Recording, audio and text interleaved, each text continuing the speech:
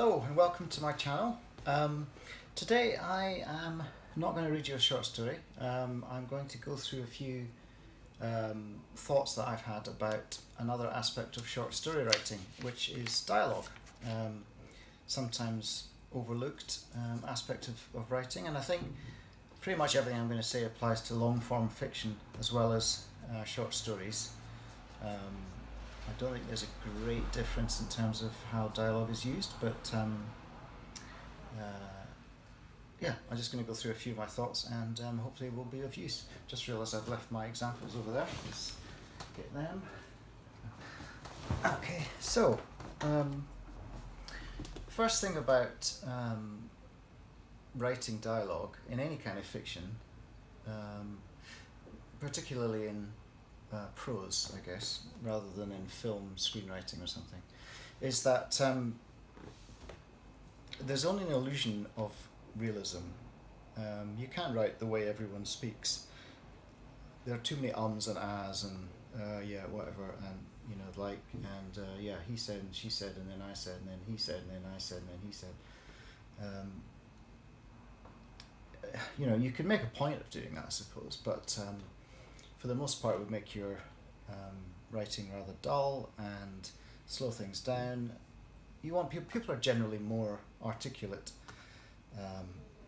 in fiction than they are in reality. That doesn't mean to say you don't include bits of their accent or idiolect or a particular way of speaking, unusual word choice, unusual word order, things like that to convey a slightly more realistic flavour to the dialogue. But it would be wrong to say that the best dialogue is always the most realistic. This leads on to thoughts about style, because if you aren't going for absolute realism, you're probably employing a kind of style of dialogue, a particular approach to the way people talk to each other. It might be relevant. It might change according to obviously the kind of people you're writing about and the setting and even the genre. Obviously this is quite very common in hard-boiled detective fiction, classic sort of 40s, 50s stuff, noir kind of writing, where you'll have protagonists who are really sort of sharp and acerbic and witty. Everything's direct and to the point. There's no flab. Nobody minces their words. But also certain writers have certain very distinctive styles of dialogue. I'm thinking of people like Joseph Heller, Catch-22, David Mamet. You always recognise David Mamet dialogue. He uses a lot of repetition, short sentences. There's a definite rhythm to his dialogue. Irvine Welsh, obviously, Trainspotting, when that came on the scene, I remember back in the late 80s, I think, 88 or something like that. It did cause an absolute sort of shockwave through the literary world, because voices had not been seen. Well, maybe someone like William McAvaney had done something similar, but Irvine Welsh took a sort of street argot of Edinburgh, in a particular milieu of drug takers, and used that to sort of create a whole new voice for his characters. They're not all the same, they don't all speak. I mean, obviously Begbie speaks very differently from I forgot the name of the main character. Anyway, Ewan McGregor played him in the film.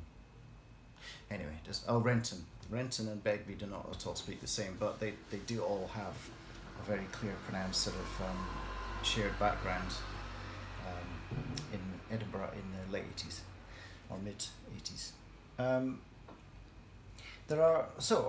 Now that we've established that your dialogue is not going to reproduce reality and that you can have fun with style, establish your own style, perhaps.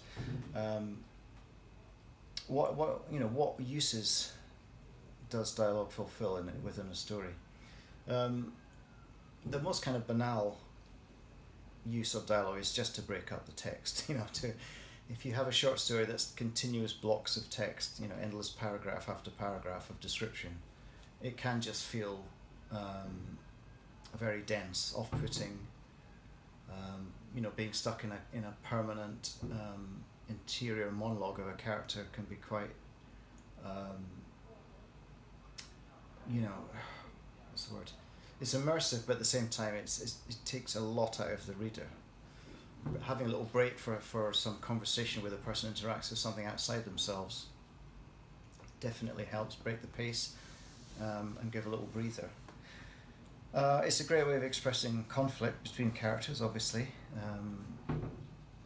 and having characters conflict in the moment rather than sort of predetermined conflict where they know and tell you about a conflict they have with someone is often more fun, more revealing to have them reveal themselves against their own will by talking to another character, and then it all comes out, especially when they didn't mean it to come out, the conflict.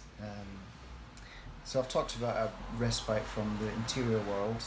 You'll even see that in Virginia Woolf and the classic modernists, Virginia Woolf, even James Joyce and Ulysses. There are whole sections that are very interior, very descriptive, but then there's whole sections that work almost like a play, and one becomes a sort of counterpoint, stylistic counterpoint to the other. It's a great way of expressing wit and irony. A character behaving in something we know about a character, but we watch them behave in an entirely different way. So you might have someone who's on the verge of having a complete breakdown or an explosion of anger, but because they're working as a cashier in a supermarket dealing with a very difficult customer, they just have to go all out on obsequious politeness, whereas you know about the rage within, that that's there, the description, the words say something else, the dialogue says something else. Conveying emotion externally rather than have the character narrate their interior world, or if it's the third person narrative, having the author tell you what someone's feeling, you can express it happening in the moment through dialogue. It's a good way of conveying exposition. This is a genre trope as well, especially in science fiction and crime, where quite often the plot developments happen with a character telling another character what's been going on and filling them in as they fill the reader in. It reveals more about a character, obviously, through the way that someone speaks, what they choose to say, what they choose not to say. So actually, there's a lot of. It's a very compact, and it may not seem that way when you're writing because it uses up a lot of space on the page, but it's a very good way of conveying what's going on in the mind of your characters and in the world of the story on multiple layers at once. A couple of genres where dialogue is vital. 3 genres I was thinking of that are particularly good. Courtroom thrillers, John Grisham style stories where everything hinges on whether a prosecutor or defender can sell their angle on what the crime. Romance, I don't read a lot of it, but there's that. I imagine there's a disjoint, and again, often an ironic one, between what a character feels inside and what they say. I suppose in Jane Austen might be the closest, where characters are expressing polite, civilized things to one another whilst thinking something entirely different. And of course, as the last one, comedy. Yeah. And I'll get on to an example of that, a very good example of that later on. So, okay, there are some things to be careful about.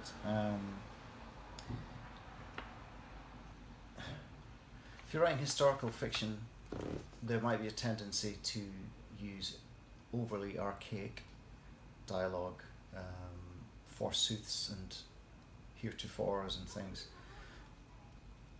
Even if it's historically accurate, I feel it's likely to distance the reader, and there's really no reason why you can't convey in a more contemporary style the genuine the feelings of that character, regardless of what age they live in.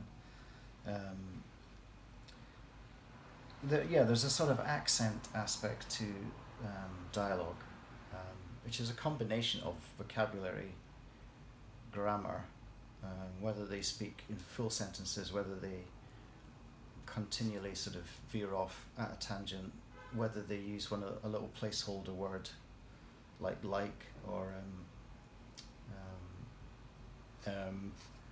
like I've just done. Yes, kind of trying to avoid that for the rest of this. So, 3 things to pay attention to then: dialect, accent, and idiolect. Dialect and accent are not quite the same. Dialect can include things like odd vocabulary or word choice. When I first moved to London, I had no idea that English people don't have the word out with. So I talk about things being out with my understanding, and a friend would say, what did you say? I said, well, out with, beyond the boundary. And I just didn't know that was actually a part of my particular, I suppose, dialect or idiolect in a sense as well. Idiolect is the third aspect after dialect and accent. Your idiolect is just those specific quirks of your own way of speaking. And it can be, again, grammar, word choice, strange turns of phrase, or the way Yoda speaks in Star Wars is very much an idiolect thing. Putting the words in the wrong order, but you can still understand what he's saying. But interesting it is. Now, accent is something. It's tricky. If it's done very well, it's excellent. Ian Banks had a fantastic example of that in his science fiction novel Fearsome Engine, where he's got a character speaking in it almost sort of Irvine Welsh style, Scottish dialect, even though it's a science fiction book. That was really refreshing actually to see, but I think it might be quite difficult for people who don't know the accent. So you've got to be a little bit careful that, if you're writing in a very broad Geordie or Scots or something, you may well turn off some of your audience who cannot do the mental processing of hearing what that sounds like and understanding what it means. But if that's a mode that you want to write in, then feel free, but there just are pitfalls to doing so. Now, how do you improve your use of dialogue? Well, I mean, the obvious thing is to listen. Anytime you're out in public, rather than have your earphones in, listening to music. Sometimes if you're on a bus, it's quite good to sit near the back, listen to how the kids speak, listen to people coming on and talking to the driver, listen to people in shops, just wherever you're out and about, listen to conversations. People talking on the phone in public is a good one, although you only are going to hear half the conversation. You can take notes. Obviously, be careful combining the two, like a spy or like plainclothes police officer if you're sitting there writing down what someone's saying. You can do research. I mean, I find quite useful sometimes when I don't know about the pronunciation of a word or when I'm looking for a particular slang term. I will just Google, London street slang 21st century. Try and make sure I've got something that's current and up to date and used correctly in context. And then there's, of course, focus grouping. So, if you have teenage kids, for example, then ask them how they would say something, assuming they're not unusual teenage kids who speak like Bertie Wooster or something. So there are many ways to improve your dialogue. There are some key things to remember. That's my numbering system of these points has gone a bit askew.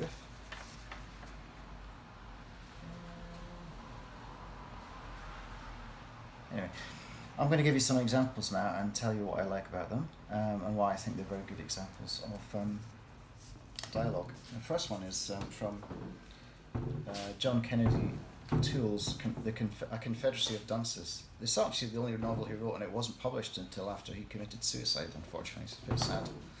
But it's a brilliant ribald comic novel, and I won't do it justice because I can't do the accents, but this is a bit of conversation between an old man who's a hot dog vendor and runs a hot dog vending business, and he's perhaps very foolishly has hired our protagonist Ignatius O'Reilly to run one of his hot dog stalls. But O'Reilly's like the world's laziest man, and he has a very unusual way of speaking. "I'm not going to be robbed again," the old man said, spraying Ignatius with saliva. "That's all that happens to you in the hot dog trade. Hot dog vendors and gas station attendants always get it. Hold-ups, muggings, nobody respects a hot dog vendor." "That is patently untrue, sir. No one respects hot dog vendors more than I. They perform one of society's few worthwhile services. The robbing of a hot dog vendor is a symbolic act. The theft is not prompted by avarice, but rather by a desire to belittle the vendor." "Shut up, your goddamn fat lip, and pay me. You are quite adamant for being so aged. However, I am not walking 50 blocks to my home. I would rather face death by rusty fork." So you can tell, I mean, he doesn't need to write "What the old man said" or "Ignatius replied." It's very, very clear from the two voices there who is speaking. And Ignatius is one of the great all-time comic characters because he does speak like he's just stepped out pages of a P.G. Wodehouse novel whilst living in the Deep South in the 60s or 70s. It's a fantastic book, highly recommended. Ray Bradbury, one of my childhood favourites, particularly for short stories, and I know I don't use enough short story examples. So this is the beginning of a story called Punishment Without Crime. It's sort of quite a high concept sci-fi idea, and it's going to sound quite misogynistic, but actually there's a twist later on, which I won't explain because it'll spoil it for you. But if you know, Punishment Without Crime is a great little story. "You wish to kill your wife?" said the dark man at the desk. "Yes. No, not exactly. I mean, name? Hers or mine?" "Yours. George Hill. Address? 11 South St. James, Glenview." The man wrote this down emotionlessly. "Your wife's name?" "Catherine. Age? 31. Then came a swift series of questions. Colour of hair, eyes, skin, favourite perfume, texture and size index. "Have you a dimensional photograph of her? A tape recording of her voice?" "Ah, I see you do. Good. Now." An hour later, George Hill was perspiring. "That's all." The dark man rose and scowled. "You still want to go through with it?" "Yes." "Sign here." He signed. "You know this is illegal?" "Yes." "And that we're in no way responsible for what happens to you as a result of your request?" "For God's sake," cried George, "you've kept me here long enough. Let's get on." The man smiled faintly. "It'll take 9 hours to prepare the marionette of your wife. Sleep a while. It'll help your nerves. The third mirror room on the left is unoccupied." So there's a nice little contrasting example from Ray Bradbury. What I like about that one is the contrast between the sort of bureaucratic functionary behind the desk who's running this rather strange business and the increasingly sort of harried tones of the man who's obviously having a few doubts about what he's about to pay for. So yeah, that's Ray Bradbury. My third example would be from Zadie Smith, a very good London-based writer, and she's particularly good at conveying different cultures, different ages, different ethnicities, different people from different social walks of life interacting together often in sort of ensemble pieces. So this is a piece from halfway through the book, and I have to admit I have not read this for some time, so I'm just going to read a section without knowing exactly what's going on, but I like the contrast between the two voices. "And are you married, Felix?" "Not yet. Planning to." "That your missus keep belling you?" "Christ no. We've only been going out 9 months. I'm only 25. "I had 2 kids when I was your age," said Felix, and flashed the screen of his phone at Tom. "That's them in their Sunday best. Felix Jr., he's a man now himself, almost 14. And Whitney, she's 9. They're beautiful, said Tom, though he hadn't seen anything. You must be very proud. I don't see much of them, to tell you the truth. They live with their mum, way together. To be honest, me and the mum don't really get on. She's one of them real oppositional women. Tom laughed, and then saw that Felix had not meant to be funny. Sorry, it's a good phrase for it. I think that might be what I've got my hands on. Sorry, I've got on my hands. An oppositional woman. Listen, if I told Jasmine the sky is blue, she'd say it's green. You get me? Said Felix, clawing at the label on the bottle of ginger beer. Got a lot of mental issues. Grew up in care. My mum was in care, same thing. Does something to you. Does something. I've known Jasmine since we was 16, and she was like that from time. Depressed. Don't leave the house for days. Don't clean. Places like a pigsty. All of that. She's had a hard time. Anyway, yes, that must be hard, said Tom quietly, and took another large swig of his pint. After that they sat in silence, both looking out into the street, as if had only accidentally sat together. Felix, could I maybe trouble you for one of those? Terrible roller. So, without knowing much about the characters, you can tell that Felix is considerably older than Tom. Well, although Tom obviously says he's 25. And Felix, I suspect, is from a Jamaican background. And there's some interesting phraseology in the line, I known Jasmine since we was 16, and she was like that from time. And time is italicized to suggest that time is a slang term meaning from way back and not a misprint. So there's several social clues in there. I known instead of the grammatical errors that are actually just part of someone's patois. But we all know what they mean. Since we was 16. I mean, since we was instead of we were is just a common thing to find in, I guess, more working class dialogue.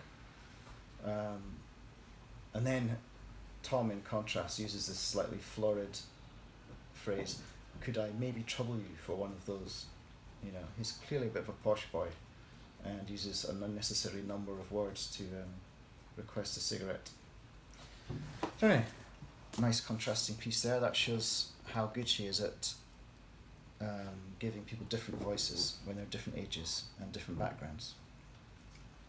So having given those little examples, I'm going to talk about, very briefly, stories that don't have any dialogue. They may not have any dialogue, but quite often you'll find what they have instead is a sort of running interior monologue where the character is speaking as if they were delivering a monologue to a listener somewhere, or just to themselves. And that often is written as if it is dialogue. It's quite often written without full punctuation, short phraseology, little asides, like someone's being distracted mid-thought. So even though it may look like there's no dialogue, there's actually similar techniques at play. A key thing to remember, which I've touched on, is yes, to try and make all your characters have different voices. This is particularly challenging. I once was taken to task quite rightly by my then partner because I'd written in an early chapter of a novel a character from an Indian background who was sort of in his 60s, second generation I think, and I'd written him far too sort of anglicised, too well spoken. I hadn't observed enough detail of how somebody from that background might speak, and so I listened to my then partner's parents, who are roughly the same age and from similar background, and they had this interesting thing of not using the word the. They would just say put car in the garage instead of put the car in the garage, but when I say it, it sounds completely weird and like I'm deliberately trying to be daft, but it was utterly natural for them, and it comes presumably from the way that Hindi is structured. It may not have a particular participle, an article in front of a noun. I don't know. That's speculation on my part. But anyway, once I'd listened to a few of the things that they were doing, I thought, well, I have to make my character speak in slightly more in that manner. This leads me on to a problematic notion, which is accusations of cultural appropriation and the problem of representation. Basically, you have to walk a very fine line between representing characters from different ethnicities, which you should do. You know, we shouldn't all just be writing about people that are exactly like ourselves, but we must be fair to them and represent them accurately without it seeming like a parody. And what you need to do in this case is you just need to do your research. You need to listen to people. You need to check it with people of the right ethnic background. You need to make sure it doesn't sound ridiculous, that it doesn't sound like the written equivalent of blackface. And if you do that, you shouldn't get into trouble, really, representing people from different cultural backgrounds. Make sure, of course, that you don't stereotype, that you don't, you mustn't have, you're going to have an Irish character who's, kissed the Blarney Stone, likes to drink and is witty and just, it could just be so dull to write all your characters to fit a perceived stereotype just because it's easy and it's been done before and it sort of works. Just think a little bit outside the box. Anyway, that's really my summary of my thoughts about dialogue. An incredibly useful part of writing, a very enjoyable thing to do, and a very revealing way to find out more about your own characters in the moment as you write. So have at it, and I hope you enjoyed this, and I will be back with another short story soon. So bye bye.